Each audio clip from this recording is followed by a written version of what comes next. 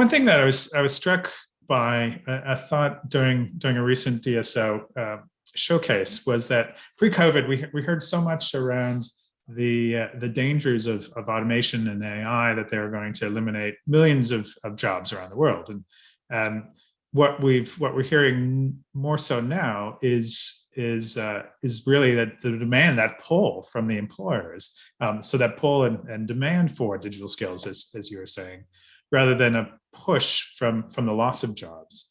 So are we seeing a bit of a silver lining, if you will, from the pandemic, that we're all forced into this digital? To a point, but I think it's more an aggregation of a lot of circumstances which bring us to where we are today. The digital revolution's been happening for a long time. The impact of better internet communications and the like, both mobile and fixed, are playing to that. Just the development of where the Internet of Things is. Like I said, everything has a digital component to it, even the light switch that may or may not turn off as we're talking, as I say the wrong word to my automatic housemate. Like I said, it's everywhere. I think COVID has caused a lot of businesses to relook at their operating models, being forced to work from home, being forced to rely more and more on the base level digital collaboration and communication tools, has caused an elevation in demand, of course. But more than that, the way that some of the technologies are developing, are just opening up new paths for economic growth.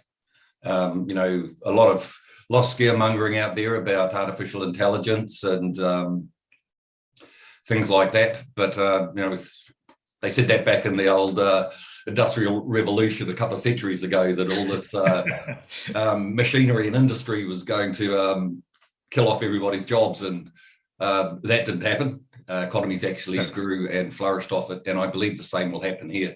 Artificial intelligence is a tool, like any tool, can be used and misused, but it can do some amazing stuff. The advances in health, where they've been able to access huge amounts of information, and the predictive capability of AI, is saving lives that wouldn't have been saved 10 years ago. So the positivity from what it can do is awesome.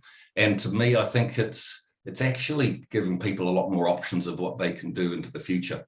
The repetitive automated type things can be done by computers, can be done by machines, but humans are the ones that provide the the understanding, the depth, the support and services that go with all that automation that runs underneath. Sure, there's going to be certain job types that have less human requirements for them, but that will then, that will then open up a whole heap of other opportunities for, where the human interaction is actually needed. And I think that's where the criticality of what we're doing in relation to, accelerating digital skills uplift, to be able to, have that environment where people understand what digital is, they're not scared by it, they have easy access to be able to, career change or start paths of digital careers. The understanding that digital is no longer for, the high STEM, high intellect people who've done multiple years in university and the like.